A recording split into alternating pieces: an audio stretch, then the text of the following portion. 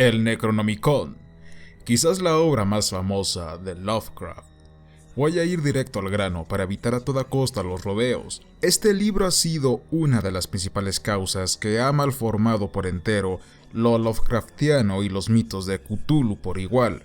Basta con poner las tan temidas palabras clave en el buscador de YouTube o de cualquier otra plataforma que albergue contenido audiovisual para ser bombardeados con cientos y cientos de aportes sin sentido que únicamente desinforman a los ingenuos, haciéndolos pensar que esta obra se trata de un auténtico libro de hechizos. No voy a negar que la literatura ocultista y esotérica existe en el mundo real. Hablar sobre este tema es como intentar buscar una aguja en un pajar, siendo el asunto muy similar al de otras polémicas de porte equiparable y que no quiero mencionar porque terminaríamos por quedar varados en un punto muerto. No obstante, esto no pasa con el Necronomicon, un libro de magia ficticio que no es otra cosa que un elemento que explica varias lagunas literarias que existen dentro de los mitos de Cthulhu y que los lectores de Lovecraft bien podrían aprovechar en lugar de estar actuando como imbéciles. Sí, he dicho imbéciles. Quizás algunos puedan estar pensando que es aquí en donde comenzaré a echar pestes sobre el contenido de Dross y del resto de hacedores de creepypastas, ¿cierto? Si bien merecido se lo tienen, la verdad es que la leyenda urbana del Necronomicon se remonta mucho antes del uso del internet tal y como lo conocemos en la actualidad, y esto no lo digo para sonar profundo o convincente. ¿Es que es la verdad? ¿O es que ya se olvidaron de la trilogía original de The Evil Dead? Cuenta la leyenda que fue escrito por las fuerzas del mal. Necronomicon Ex Mortis quiere decir el libro de la muerte. Supongo que cualquier mexicano que se respete conocerá el tan afamado programa radiofónico de La Mano Peluda, unos episodios que aún hoy se transmiten durante las noches de la estación de Radio Fórmula, en donde se tocan temas de lo insólito como los espectros, los troles y por supuesto el Necronomicon. Al menos para mí, es imposible no reírme de la veracidad de ciertos temas aquí tratados y de algunos testimonios que han aportado determinados radioescuchas, aunque lo que sí no me causa gracia es la muerte que sufrió su más entrañable anfitrión, Juan Ramón Sáenz, misma que está rodeada de un halo macabro. Muchas personas me han platicado experiencias terribles con este libro. Muchas personas han llevado a cabo ritos y conjuros contenidos en él. Y bueno, pues me han relatado situaciones realmente espeluznantes. El documento que nos deja ver con más claridad cómo Lovecraft fue construyendo el Necronomicon es la famosa carta del 27 de noviembre de 1927 que le envió a Clark Ashton Smith, en donde describe levemente el fondo de la trama principal, es decir, la historia de Abdul al-Hazred, el libro en sí y el horror de Dunwich, además de otros datos interesantes. Les recuerdo que gran parte de las cartas de Lovecraft han sido publicadas por Hippocampus Press, todas ellas en varios volúmenes que cuentan con la participación del genial St. Joshi, aunque claro, cabe resaltar que el tema de la correspondencia Lovecraftiana es bastante extenso y que hablar de él es casi imposible a raíz de que algunas misivas forman parte de colecciones privadas. En fin, el mensaje dice: no he tenido ninguna oportunidad de producir material nuevo este otoño, pero he estado clasificando apuntes y sinopsis como preparación para algunos cuentos monstruosos más luego. En particular, he elaborado algunos datos sobre el célebre e inconfesable Necronomicon del árabe loco Abdul al-Hazred. Parece que esta blasfemia espantosa se produjo por un autóctono de Sanaa, en Yemen, quien florecía alrededor del año 700 después de Cristo y hacía muchas peregrinaciones misteriosas a las ruinas de Babilonia, las criptas de Memphis y los estériles páramos llenos de diablos de los grandes desiertos del sur de Arabia, en Roba de Calye, en donde afirmaba haber hallado señales de cosas más viejas que la raza humana y aprendido la adoración de Yog-Sothoth y Cthulhu. El libro fue un resultado de la vejez de Abdul, que pasaba en Damasco, y el título original fue Alf Asif, Al-Asif. Consulta las notas Abatek de Henley. Era el nombre que se ponía a esos extraños ruidos de la noche, de insectos, que los árabes atribuían al aullido de demonios. Al-Hazred murió, o desapareció, bajo circunstancias terribles en el año 738. En el año 950, Al-Asif se tradujo al griego por el bizantino Theodorus Philetas bajo el título Necronomicon, y un siglo después, el libro fue quemado por orden de Miguel, patriarca de Constantinopla. Se tradujo al latín por Olaus en el año 1228, pero fue puesto en el Index Expurgatorius por el Papa Gregorio IX en 1232. El texto original se perdió antes del tiempo de Olaus, y la última copia conocida de la versión griega se estalló en Salem en 1692. La obra fue publicada en los siglos XV, XVI y XVII, pero pocas copias son existentes. Donde quiera que exista, se guarda cuidadosamente por el bien de la sensatez y bienestar del mundo. Una vez, un hombre leyó la copia en la biblioteca de la Universidad Miskatonic en Arkham. Lo leyó y huyó desafortunadamente al campo, pero ese es otro cuento. Me resulta bastante curioso cómo alguien que se dedicó a resaltar en demasía los defectos del género gótico en su célebre ensayo, El horror sobrenatural en la literatura, haya utilizado un elemento tan característico de este al escribir el Necronomicon y atribuirle un pasado tan tumultuoso como el del Codex Gigas, sin olvidarnos de que también nos hace creer que lo que tenemos en nuestras manos es una traducción de un libro bastante añejo. A partir de aquí es que debo de hacer un pequeño paréntesis, ya que al contrario de lo que mucha gente piensa, Lovecraft jamás formuló esta serie de prácticas mágicas, ya que no existe un dato en sus biografías o fuentes validadas por St. Joshi que haga constatar que haya concebido un libro de tal contenido.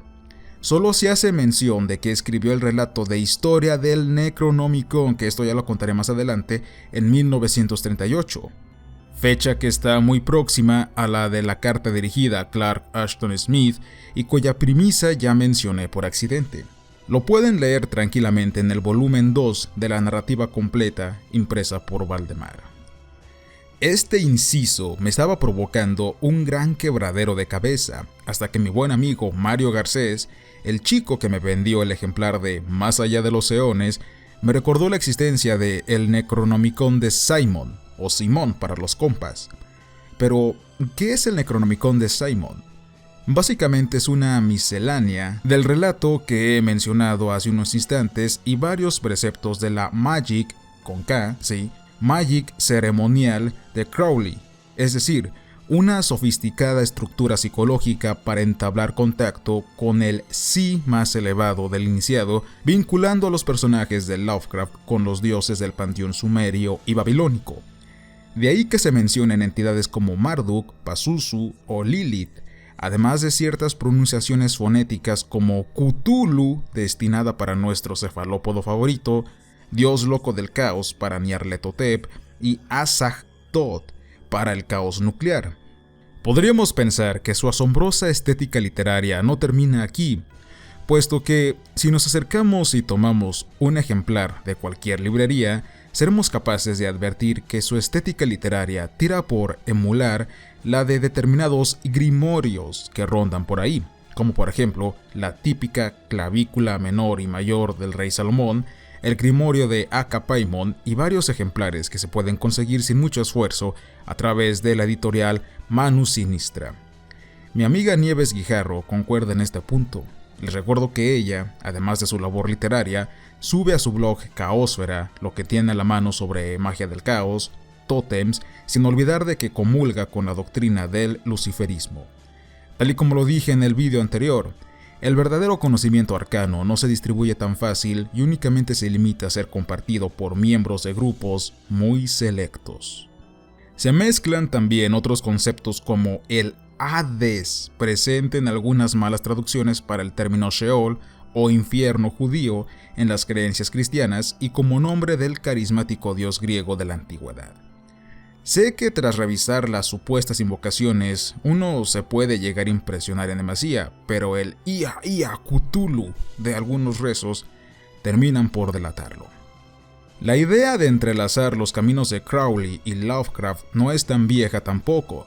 Si bien el blog de El Espejo Gótico tiene un artículo sobre ello, la información y análisis completo la pueden consultar en la primera sección del propio Necronomicon de Simon, impreso por la Factoría de Ideas. No confundirla con una antología de relatos del mismo nombre y editorial, cuyo enlace de compra en su versión digital de la Google Play Store voy a dejar en el comentario fijado. Cabe resaltar también, como dato curioso, que existe una secta denominada como la Orden Tifoniana que mira a nuestro hombre como un auténtico profeta. Esto último no me extraña, sabiendo que existe una religión en torno al canon de Star Wars llamada Jedismo, y ya lo comentaban los verdaderos sabios. El abuso del politeísmo llevó al monoteísmo, el abuso del monoteísmo al ateísmo, y mi aporte para tal idea es que el del ateísmo se desvió hacia estas cosas. Y ahora que me atreví a mencionar al ateísmo, tengo serias cuestiones sobre lo que Lovecraft, un duro ateísta, habría pensado sobre lo que se cree actualmente de su persona si nos basamos en la declaración que le hizo a Clark Ashton Smith al momento de escribir El horror de Red Hawk, diciendo que tales congregaciones no eran sino un nido de gente inculta que solía estar relacionada con los inmigrantes. Si voy un paso más allá, considerando una misiva hacia Willis Cronenberg del 29 de julio de 1936, Lovecraft dice: ahora bien, sobre los libros terribles y prohibidos, me fuerzan a decir que la mayoría de ellos son puramente imaginarios. Nunca existió ningún Abdul al-Hazred o el Necronomicon, porque inventé estos nombres yo mismo. Ludwig Prien fue ideado por Robert Bloch y su The Vermis Mysteries, mientras que el libro de Avon es una invención de Clark Ashton Smith. Robert E. Howard debe responder de Frederick von Hans y este nombre impronunciable en alemán. En cuanto a los libros escritos en serio sobre temas oscuros, ocultos y sobrenaturales, en realidad no son muchos. Esto se debe a que es más divertido inventar trabajos míticos como el Necronomicon y el libro de Avon. Me hace mucha gracia que The Vermis Mysteries aparezca en el Necronomicon de Simon de la Factoría de Ideas como un trabajo de Lovecraft cuando, tal y como se apreció, es una inventiva de Robert Bloch que aparece en El Vampiro Estelar. En resumen, al menos por parte de sus verdaderos padres, no existe ningún Necronomicon, The Vermis Mysteries o libro de Avon, al menos no físicamente. Para rematar con la serie de inconsistencias que he estado enumerando, me gustaría citar a un hermano gemelo del Necronomicon de Simon que se hace llamar Grimorium Imperium o el libro de los viejos espíritus de un tal John Dee. Creo que no existe discusión cuando una obra literaria está bien realizada, pues ésta llega a tener a varios admiradores que intentan reproducirla, algo que, como ya repasamos, también hizo Lovecraft con Dunsany, Poe y Machen. La pasó también a Anne Radcliffe, a Cervantes y a Conan Doyle. Lo que me sorprende es que el problema no solo persiste en el habla hispana, los angloparlantes también sufren por él. Veamos, gracias a la herramienta de traducción instantánea, lo que un comprador de Amazon opina tras haberlo adquirido. Si nos apoyamos en una versión electrónica que tengo a la mano, veremos que aparece muchas veces la palabra de Nyarlathotep. Regresando al verdadero Necronomicon, al ficticio, la condición de libro maldito es algo que Lovecraft utilizó muy bien y que los más versados en el terror saben que lo tomó de la genial novela de El Rey de Amarillo, de Robert William Chambers. Así que las supuestas maldiciones que podrían ocurrir tras leerlo no son lo que aparentan. Pero entonces, ¿qué son todos esos hechos inexplicables, esas calamidades que ocurren luego de que la gente lea estos supuestos conjuros? Tantas personas no podrían estar equivocadas, ¿o sí? Al menos dentro de lo poco que yo entiendo de estas cosas, esas fuerzas misteriosas son una manifestación del poder energético de la propia mente. Y no me refiero a la sugestión y a otros problemas psiquiátricos y psicológicos, sino a algo parecido al fenómeno poltergeist, aunque algo más serio. Al final, lo que Juan Ramón Sáenz decía en su programa no estaba del todo tan incorrecto, únicamente mal enfocado. En serio, deberían de tenerle más consideración al poder del pensamiento humano. Sin embargo, Me estoy olvidando de lo verdaderamente importante, del valor literario del Necronomicon dentro de los mitos de Cthulhu. Me sorprende que Vitiel Aventura, un creador de contenido que se enfoca por entero a los videojuegos, entienda mucho mejor lo Lovecraftiano que otros que se dedican a subir vídeos de terror.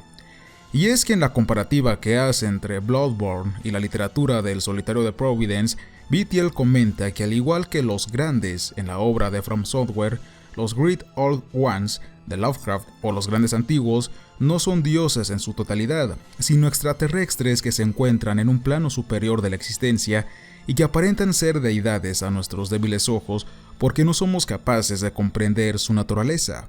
Y es aquí en donde entra Abdul Al-Hashred y el Necronomicon, demostrando a leguas nuestro estéril entendimiento.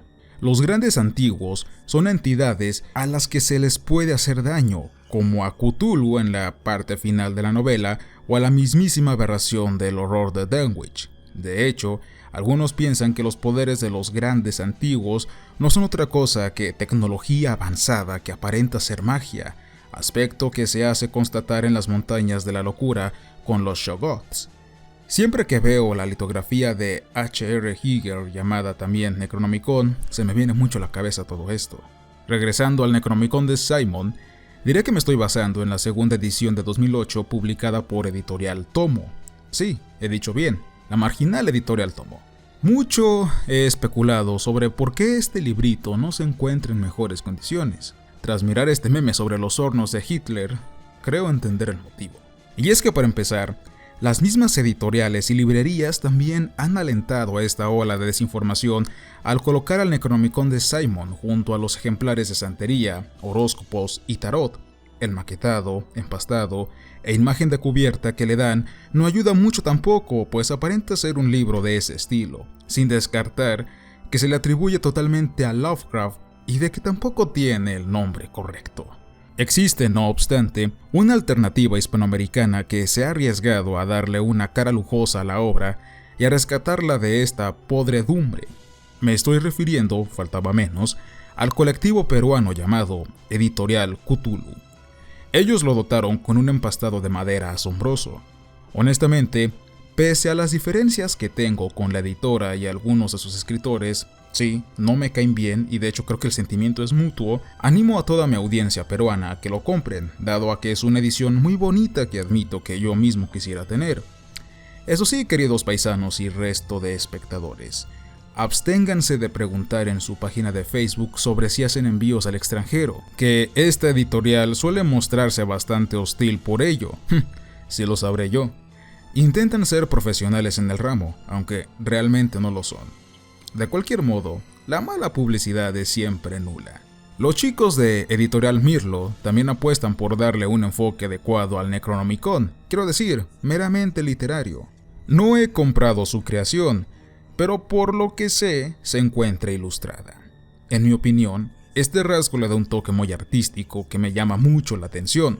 Por lo poco que he visto de su índice en un par de fotos, parece que también cuenta con algunos cuentos como Los Otros Dioses, lo que podría reforzar la experiencia. Regresando a la edición de Tomo, el libro comienza muy bien con la explicación de cómo fue el verdadero proceso de imprenta de historia del Necronomicon, que según nos dicen, Lovecraft no tenía pensado publicar ya que solo era para distribuirla a sus amigos. En 1938 se editaron 80 ejemplares como panfleto conmemorativo de la Rebel Press. Después la reimprimiría Derlet en 1943 en la antología Beyond the Walled Ship, y de ahí en adelante iría publicándose de manera subsecuente. Me gusta mucho un fragmento de una carta dirigida a Harry O. Fisher de 1937 que dice: el nombre de Necronomicon, Necros cadáver, Nomos ley, Icon imagen, una imagen o representación de la ley de los muertos, se me ocurrió durante un sueño, aunque la etimología es perfectamente válida. Desgraciadamente, este genial punto se ve rápidamente dilapidado cuando se mezcla la historia del árabe loco sin detenerse a explicar dónde comienza la realidad y dónde la ficción. Todos conocemos la trama. Abdul Al-Hashred se interna en las ruinas de la vieja Babilonia. Entonces, aparecen unos seres de naturaleza desconocida, que en lugar de matarlo para preservar su conocimiento, se lo transmiten a lo largo de los años. Al final, el erudito muere despedazado de día, a ojos de miles de testigos, por culpa de una bestia invisible. Las páginas siguientes son solo un compilado de sellos, embrujos y demás rituales varios que sirven, como no, para fines netamente materialistas. Pero, ¿quién es Abdul al-Hazred? El tipo no es más que otro alter ego de Lovecraft, al igual que Randolph Carter. La creencia popular dice que es una referencia hacia las 1001 noches, aspecto que dudo en demasía porque no encontré ningún nombre parecido ahí en la edición de Edasa, la más fiel, mientras que Sprig de Camp nos dice que no era más que un sobrenombre que Lovecraft utilizaba en su infancia durante sus juegos y que fue sugerido por un viejo amigo de la familia. Y por último, St. Yoshi nos comenta en un libro de la Hippocampus Press del 2017, mismo que reúne todas las cartas dirigidas nuevamente a Harry of Fisher, la relación del poeta loco con el libro y el motivo por el que se complementan perfectamente entre sí. El libro del Necronomicon se me ocurrió en el curso de un sueño. Al asignar un autor árabe a un libro de nombre griego, estaba invirtiendo caprichosamente la condición por la cual el monumental trabajo astronómico del griego Ptolomeo se conoce comúnmente por el nombre árabe Almagesto, o más verdaderamente Tabrir al-Majesti, el cual se desarrolló a partir de la corrupción del título original cuando los árabes hicieron su traducción.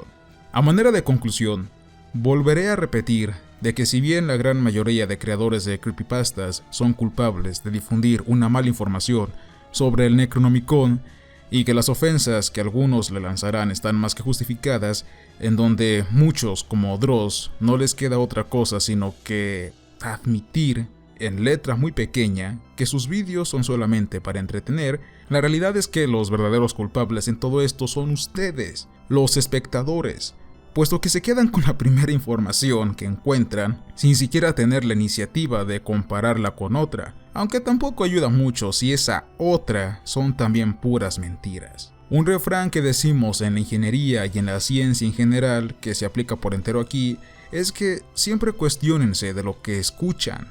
De hecho, únicamente créanme la mitad de lo que les acabo de decir y de la otra duden, pero traten de averiguarlo ustedes para que se cercioren y estén realmente seguros. Recuerden que yo mismo estaba por equivocarme con el nombre del Necronomicon de Simon y estaba a punto de dar un dato bastante garrafal. Quizás no soy el más original o el más pacífico al momento de mostrar mi contenido, sin embargo, sí trato de ser el más honesto debido a que yo mismo pasé por esto cuando me adentré al mundo de la literatura de terror y sinceramente sentí mucho coraje cuando me di cuenta del tipo de ideas absurdas que tenía en la cabeza por culpa de unos idiotas. Vulgarmente diré que me vieron la cara de Oaxaco. Así que todos, en algún momento, hemos llegado a pensar que el Necronomicon es un libro real de magia y que entre sus páginas moran las fórmulas mágicas para hacer aparecer a los grandes antiguos. Amigos, eso ha sido todo por el momento. Creo que hasta aquí le voy a parar a los vídeos por un rato. La verdad es que he estado bastante agobiado estos días, me he cansado mucho. Este vídeo del Necronomicon me llevó varios días realizarlo, escribirlo, revisar los libros que tengo, las fuentes, mis documentos, entonces sí estoy algo cansado. De hecho, si se fijan, es uno de los vídeos más largos que voy a subir al canal. Sí estoy cansado, la verdad. Creo que voy a regresar bien el año que entra. Pero obviamente no los voy a dejar sin las cosas que les había prometido, que es el especial de Navidad, el cuento de terror victoriano en Nochebuena, y del especial de Año Nuevo. Sí le voy a parar un poco, les digo, sí necesito descansar, necesito reponer un poco de pilas, pero bueno, ya estaremos en enero de nueva cuenta con el resto de las historias de Lovecraft, o ya más bien aquí con la sección de qué son los mitos de Cthulhu. Sí, de hecho con esto terminamos lo que es lo Lovecraftiano y pasamos ahora a los aportes que han realizado los seguidores de Lovecraft con respecto a todo este mundillo, ¿no? Entonces, como les digo, ya me he leído los libros, solamente me falta acomodar la información que tengo dentro de mi cerebro. Pero les digo, sí estoy muy cansado, sí estoy un poquito fastidiado, de hecho, se los digo así que, bueno, Solamente tendrán esas dos cosas, el 24 y el 31 respectivamente, y ya en enero, comenzando enero como el 8 más o menos, pues estaremos dándole duro nuevamente, ¿no? A esta sección de Lovecraft, y creo que les debo también la de Thomas Ligotti y la de Blackwood y la de Machen. Entonces tenemos todavía contenido para rato, tenemos contenido para el año que entra, así que no desesperen. Amigos, créanme que ha sido un placer estar aquí de nuevo con ustedes. Les agradezco mucho todo este apoyo al canal. Casi llegamos a los 2000 suscriptores en un año. Casi se los agradezco muchísimo. Y bueno, eso ha sido todo por el momento. Nos vemos y hasta la próxima.